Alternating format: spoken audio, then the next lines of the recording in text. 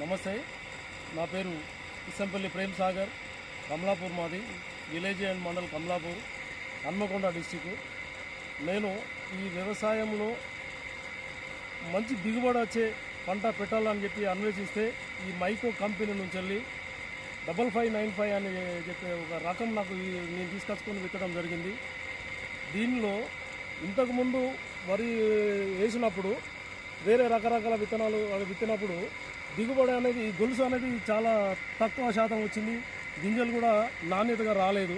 కానీ ఈ యొక్క మైకో కంపెనీలో 556995 అనే కంపెనీ అంటే ఈ సీడు మంచి గింజ కూడా నాణ్యతగా వచ్చింది, దొడ్డుగా వచ్చింది, మంచి దిగుబడి కూడా వచ్చే ప్రపోజల్ కనబడుతుంది. ఎందుకంటే ఇంతకుముందు పండించిన ధాన్యానికి ఇప్పటిదానికి కొంచెం వ్యత్యాసం అనేది ఏర్పడింది.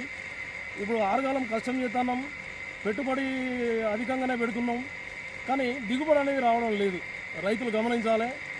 ఈ దిగుబడి రావాలంటే ఇట్లాంటి మంచి రకం అనేది తీసుకోవాలి. మైకో కంపెనీలో నాకు మంచి రకం విత్తనం ఇవ్వడం జరిగింది. నేను ఇది వేసిన అంత పెట్టుబడి బరాబరే పెడుతున్నాం.